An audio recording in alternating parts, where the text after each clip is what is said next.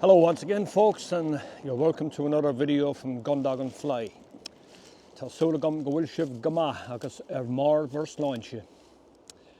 Now, just going to give you a little caveat, or a little bit word of warning if you like, before I really begin this video. If you're feeling a little bit down, or if you have a touch of the blues or anything, what I'm going to tell you from here on in won't cheer you up in any way. So just to be aware of that, what I have to outline from now on is not very positive, but unfortunately it's reality. Now, I'm standing here on Camas Bridge, which is a bridge over the River Suir, and I've been fishing here or hereabouts for more than half a century. I started here as a very young child, probably less than 10 years of age. Started fishing like most kids do with, well, in fact, all I had was a bit of butcher's twine and a small bit of nylon and a hook on the end and a worm, and that was about the size of it until I got to around 12, I think, when I got my first fly rod. So I've been fishing here a long time. And what I really want to talk about today is what's happened to the river in relatively recent years. The Suir, as you're probably aware, is probably the finest trout stream in Europe. Now, it's still very good, but there are a number of issues and problems, and I'm going to be talking about them in a minute. I'm going to show you a picture first of all, so that you can get an idea of what I'm talking about. I'm just going to look upstream here, and you can see the state of the river. Now, the bulrushes along here, they're over there. They've practically taken over the river. Now, when I was younger, and even up till maybe 7 or 8 years ago, there was always bulrushes. But you'd have a little bunch here, a little bunch there, and so on. But now it's completely taken over the river and it's choking the river. Along with that, what you see down here, this yellowish, this is blanket weed. And this is a major problem for our waterways. Not just the Suir, but many other waterways also. What it actually does is, it's like a blanket, as the name describes, and it coats the bed of the river to a depth, in some places, of 2 and 3 feet.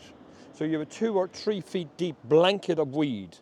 Now, the problem with that is, what it does is, it prevents well, first of all, it denudes the water of oxygen because it's taken a lot of oxygen out of the water. This is what's known as eutrophication.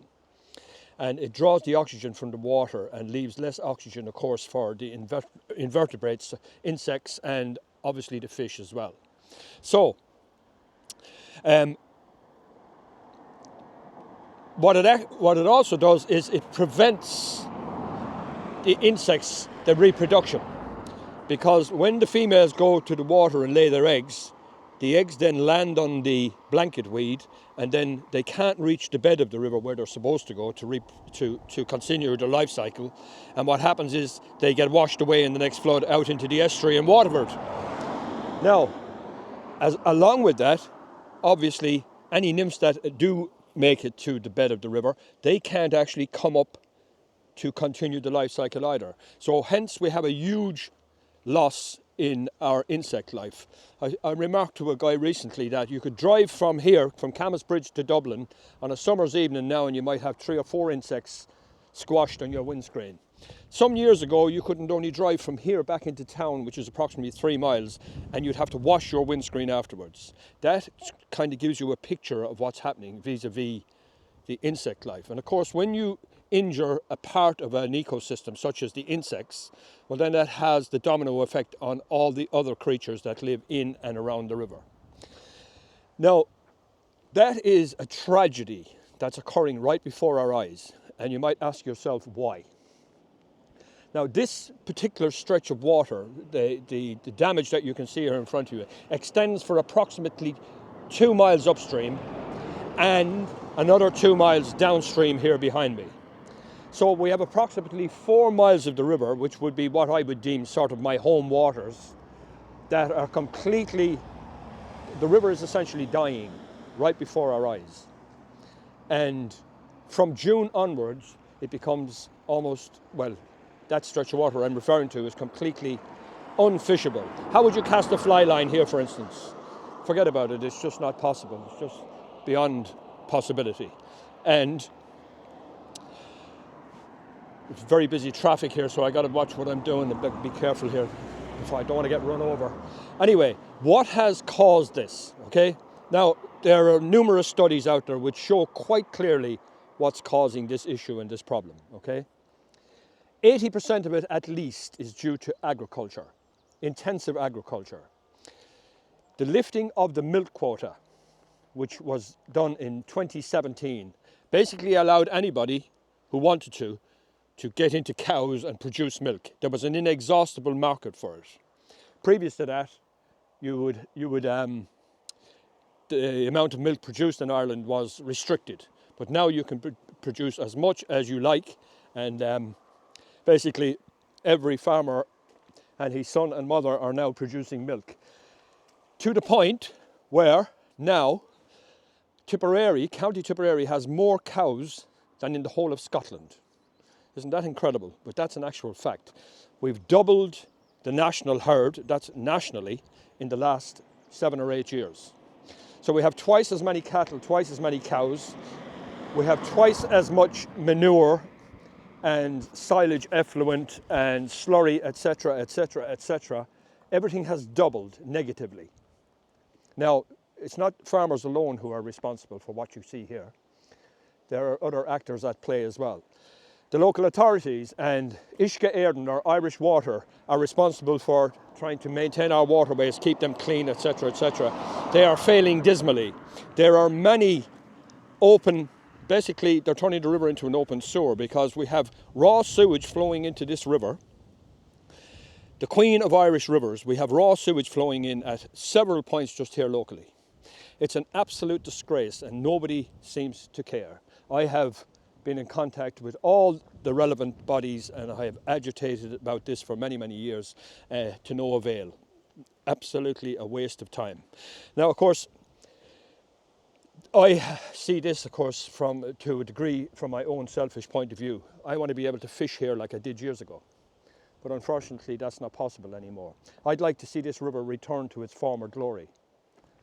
I have to be honest, I don't see any real possibility in the short term at any rate, because the amount of effluent and manure is actually increasing, not decreasing. That's the facts of the matter. So our river is being choked and is essentially dying right before our eyes.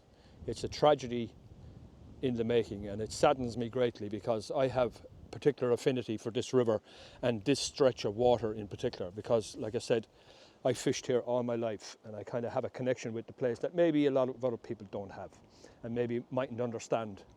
So that's my video for you people. I know it's not very positive, unfortunately, but like I said, it's reality. This is the reality. This is what's happening with my local River Suir. I haven't made a video for quite some time, as regular viewers will probably notice, because I've been looking at the river like this and I'm thinking to myself, I just feel so depressed about the whole thing. Now, there are parts of the river that are not as bad, further downstream for instance, but the stretch of water that I myself have an affinity for is, as I've shown you there, just absolutely, it looks disgusting. How the fish are surviving at all is an absolute mystery. How anything is surviving. Our insects, well, I've spoken about that already. We've lost a massive amount of particular species. We've also lost a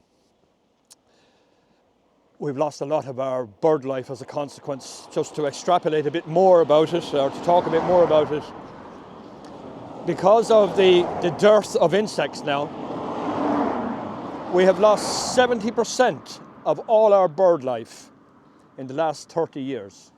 Because just think about this. This is so tragic, and I heard this. It shocked me to the core. A male and female blackbird, for instance, now, or a goldfinch or a chaffinch or any of those, will now lay their eggs. The female will lay the eggs, and in some cases both parents will make their best efforts to feed the young and bring them to the point where they fledge, etc. But both parents are now dying of exhaustion in their pursuit of insects to feed the young. So when they die, obviously the young die as well. This is an absolute outrage that this is occurring here in Ireland. It flies in the face of the image that Fáilte Éireann, which is the Irish tourist board, they send a particular image around the world, Ireland's green image. This flies in the face of it. And I reluctantly make this video because I don't want to feed into the negativity, but I have to be honest, if there's something not done, this video may, in some respects, it might have some small little bit of influence. It might agitate a few people to make representations to their local authorities or their local representatives and get onto this and try and get something done about it. Because I don't believe that the river can suffer much more of it, particularly up here in the upper reaches of the river shore. The lower reaches are not as bad, although that's suffering also. But the upper reaches of the shore here are dying. Sad to say. It's terrible to watch it happening. Anyway, that's my video for you people. Unfortunately, it's not very uplifting. In fact, like I said, I was very reluctant to make it. I prefer not to have to make this video. I'd like to be making a nice fishing video about dry fly fishing or trout or something like that. But I felt compelled to make this video. So I'd like to hear your responses to this, particularly people who are living here in Ireland who are watching their own rivers maybe suffering similar fates. So that's it, folks. Thanks for your company. I hope I didn't bring you down too much with it all, but please let me know what you think and your responses to this. I'll respond to anybody who asks any questions or anything. I'd appreciate your input. So, thanks again. I'll be talking to you again next time. Slán go fóill.